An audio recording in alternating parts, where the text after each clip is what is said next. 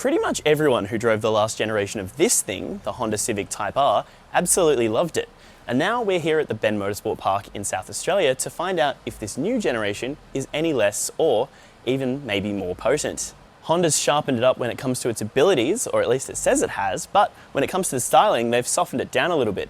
The last generation was kind of a little bit divisive with some of its quite sharp boy racer styling, so let's take a quick walk around this one and have a look at it before we get out there on the track. Some of the key changes to the design are that the car looks a little bit less aggressive now. Some of those lines have been softened up and are a little bit more curvy rather than being so sharp and aggressive. The headlights are a little bit sleeker here too, and one of the things you might notice if you spent a lot of time with the last generation is that the hood vent is no longer so large and far back. It's a little bit more sleek and further down the front of the car. These 19-inch wheels hide some pretty hefty Brembo brakes. And looking back down at the car, it's a little bit softened compared to the last generation. This is actually a little bit of aerodynamic flair here that helps cool the brakes on the rear wheels, I'm told. But it is still a Type R and it still does have a quite large spoiler. So there's no mistaking that this car was built to drive quickly. Below that spoiler is something else that was possibly a little bit divisive with the last car though, the staggered size 3 different exhaust exits. New styling also comes with a new price tag, and it's not cheap. $72,600 drive away because of Honda's new retail business structure is a lot more than where the previous generation started at just over $50,000 before on roads.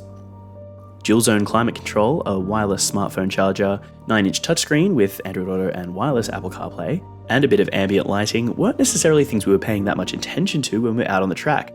However, the Type R's impressive log-R track day telemetry and lap timing software was. It was also hard to ignore the bright red bucket seats and Alcantara-wrapped steering wheel, the aluminium pedals, and that gear shifter made of the same material. We put all of them to proper use. Unlike other road cars at this price, there's no sunroof, leather trim, heating or ventilated seats, and no heads-up display, but more expensive and sometimes less capable sports cars are sold for more money with less of a list of mod cons. I'm not going to spend too much time talking about the interior because I'm here to drive it out there on the track, but as a car, it is pretty usable. The fact that it is built to be a, track-focused hot hatch doesn't mean that it's not comfortable. The seats, they're the color of cinema seats, but they're pretty, nicely shaped and hug you pretty well with the bolstering. And even though there is that support as a day-to-day driver, it feels like it wouldn't be too much. The previous generation had a similar sort of interior style where even though it looked quite full on, it was pretty comfy, and this generation hasn't seemed to change too far from that. You'll see in a second when I jump in the back seat that there are only 2 rear seats, so it is a 4-seater. So as far as sports cars go, it's more convenient than most, but maybe less convenient than something like, a regular hot hatch. I've just jumped in here, admittedly behind my own relatively track-focused seating position, which is me at about 180 centimeters. My knees aren't actually at any risk of touching the back of the front seat. I've got foot space as well, which is great for a relatively small car. My head, unless I do this, doesn't touch the roof. Shoulder space, everything like that. I could probably even maybe wear a helmet back here if you wanted to have 4 up while you were doing a track day.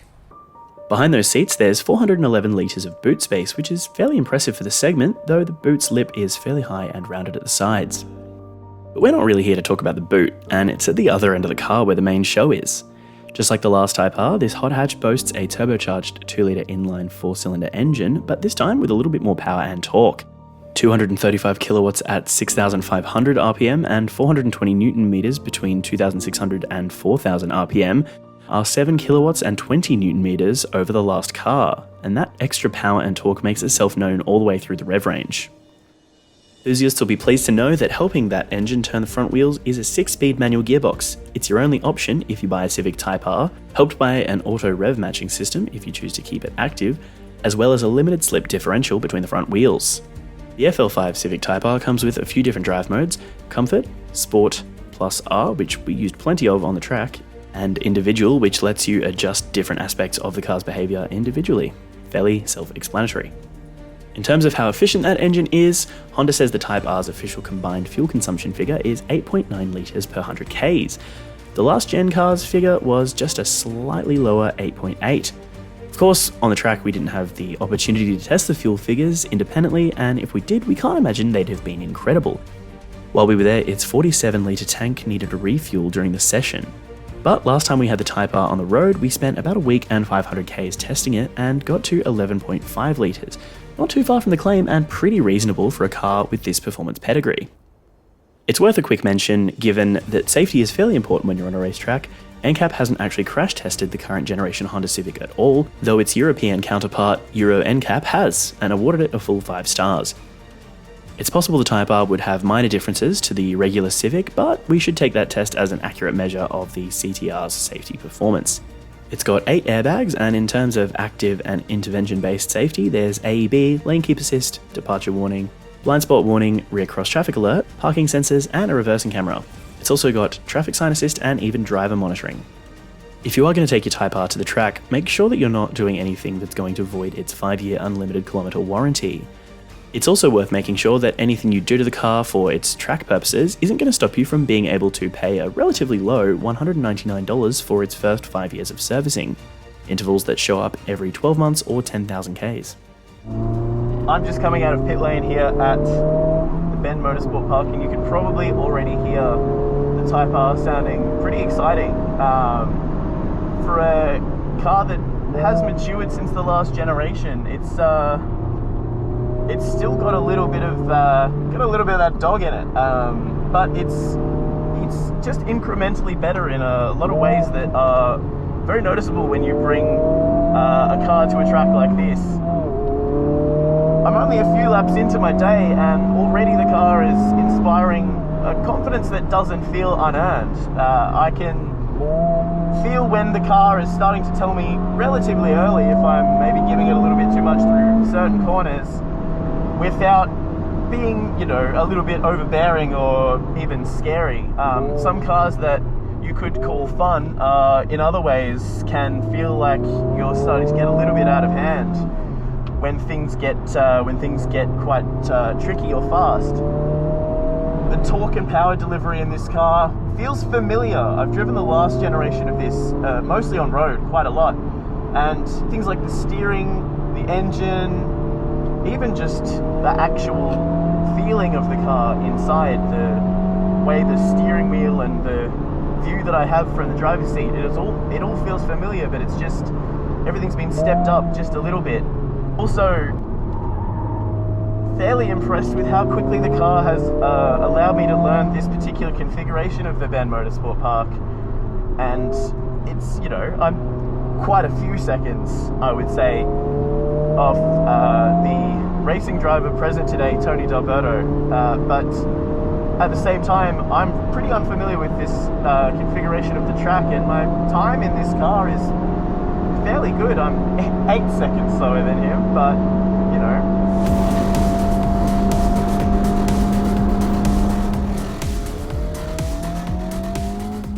I mentioned the steering earlier, and it's one of the things about this car that really impresses me, because it works quite well with the suspension to allow you to shift the weight of the car quite smoothly, and the steering, while it's quite direct and it feels firm, it's not too heavy. I don't feel like I'm working too hard to keep the car on close enough to, at least, the racing line.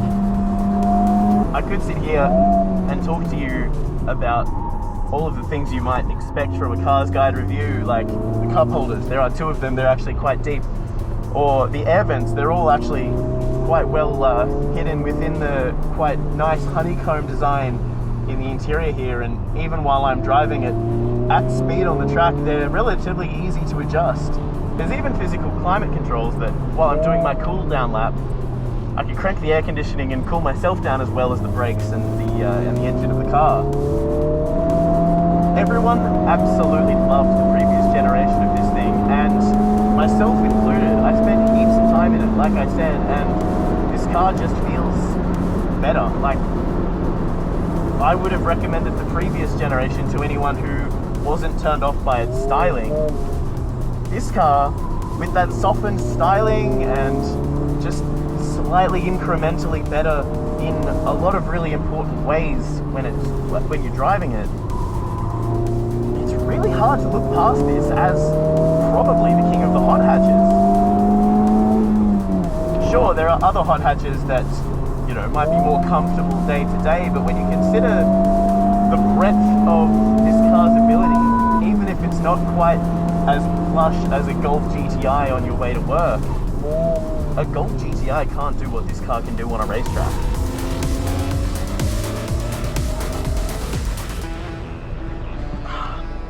When it comes down to it, a car that's this expensive is probably going to turn some people off, but with the ability that I've just experienced with this car on track, and with the slightly more subtle and arguably grown-up looks, if you were interested in the last one, it's going to be pretty hard not to put this one on the list of things to try, especially if you're considering buying probably what is going to be one of the last all-time great petrol-powered hot hatches.